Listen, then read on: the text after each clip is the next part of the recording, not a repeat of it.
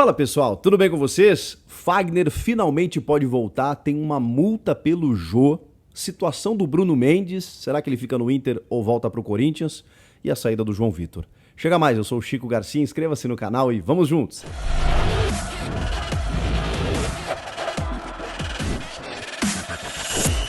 Bora para muitas informações. Será que o Fagner volta contra o Goiás nesse domingo em Itaquera? Treinou com bola durante a semana, não tem por que ele não voltar.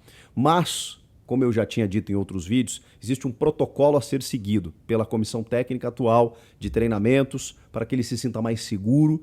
O Fagner denotou, relatou alguma insegurança no pisar depois do entorse que ele teve, que não foi tão simples assim como a gente imaginava inicialmente. Ele era para ter voltado há muito tempo, já está mais de um mês, 12 jogos fora, mas a tendência, como o Corinthians não divulga mais lista de relacionados, imaginamos que dessa vez ele jogue contra o Goiás. Se ele não jogar, Rafael Ramos, Mantuan, aquelas opções que o Vitor Pereira tem colocado ali na lateral direita, mas está fazendo falta.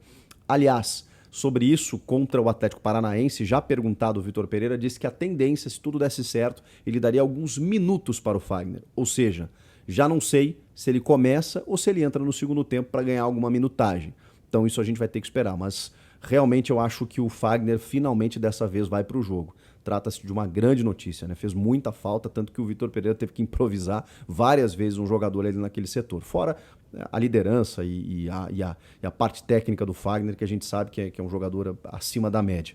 E tomara que ele volte, inclusive, na sua plenitude, Que às vezes o jogador volta também de lesão e demora 1, 2, 3 jogos para se afirmar novamente. Outras informações. Gente, o Jô e o Corinthians foram punidos pela Corte Arbitral do Esporte a pagar uma indenização de 13 milhões de reais ao Nagoya Grampus, que é o clube japonês que o Jô estava antes de retornar para o Corinthians, lá na metade de 2020. É uma confusão essa história, porque o Corinthians não tem nada a ver com isso. O Duílio Monteiro Alves já se manifestou dizendo que não entende dessa forma, mas como o Corinthians, digamos, abrigou o jogador, contratou o jogador quando ele ainda estava teoricamente sob contrato com o Nagoya Grampus, mesmo ele tendo, digamos, rescindido litigiosamente, ou se liberado, enfim, obrigado com os japoneses lá naquele momento, e aí, obviamente, tudo foi para a justiça, Quando ele consegue sair lá do clube japonês, o Corinthians entra como solidário nessa ação. Por isso que o CAS, a Corte Arbitral do Esporte, puniu o Jô e o Corinthians. Eu não sei se o Jô já sabia disso quando abriu mão de receber os valores que ele tem até o fim do seu contrato e talvez pudesse ser um indicativo, mas o fato é que o Corinthians, que não tinha nada a ver com a história, talvez, pela punição, ainda cabe mais um recurso. O Corinthians disse que espera, vai esperar ainda os próximos passos, mas talvez tenha que realmente fazer um acordo com o próprio jogador, para pagar essa multa, porque se essas multas elas não são pagas à FIFA, isso impõe sanções ao clube, como daqui a pouco não poder contratar, como não poder inscrever jogadores, enfim, perda de pontos, aí as coisas vão indo de forma gradativa. Então o Corinthians vai ter que resolver 13 milhões de reais, gente, em que o Jô vai ter que pagar para o Nagoya, e o Corinthians entrou como solidário nessa ação, é um termo jurídico aí, só para vocês entenderem. O que acontece? Ele tinha contrato até o fim de 2021 com o Nagoya, só que estourou a pandemia e o Nagoya não queria que os jogadores saíssem do Japão. Só que a família do Jô estava no Brasil e ele ficou com medo de tudo fechar, aquela coisa toda, voltou para o Brasil e falou, se desentendeu, os caras alegaram abandono de emprego e ele falou, não, vou ficar por aqui, conseguiu a liberação, só que, claro, a coisa acabou prospectando na justiça e agora tem que resolver.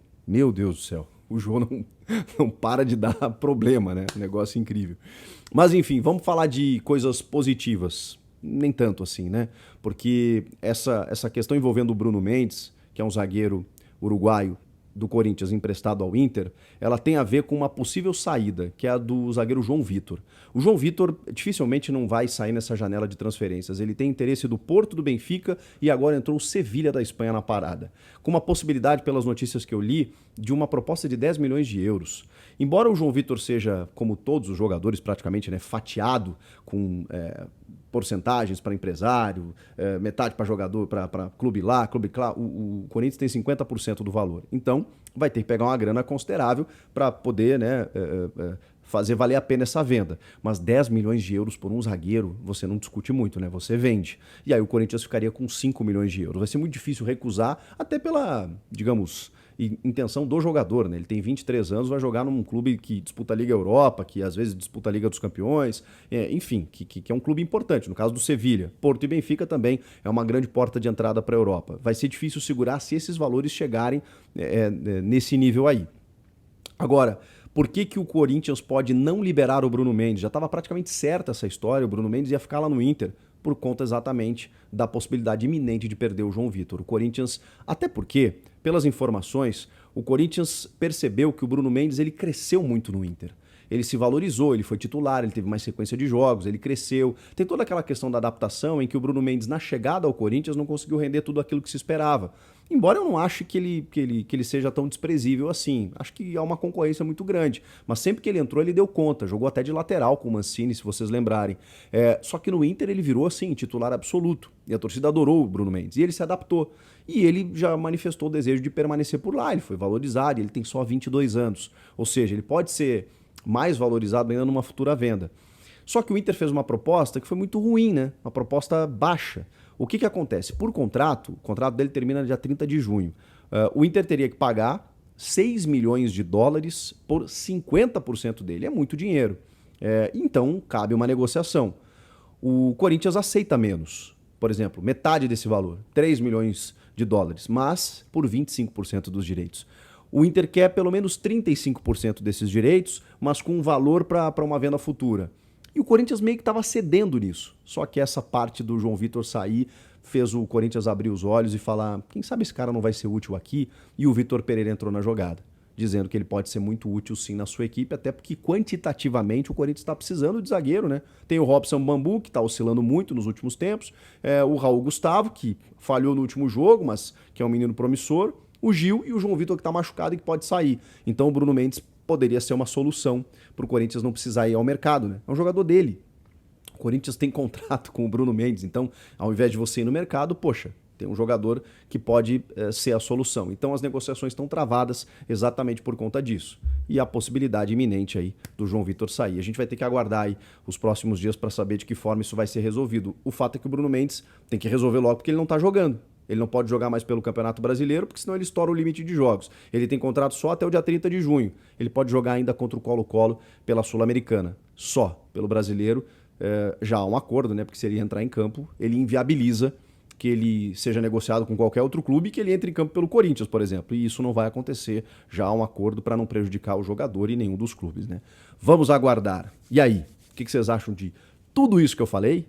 Comenta aqui. Inscreva-se no canal e eu volto na próxima. Tchau!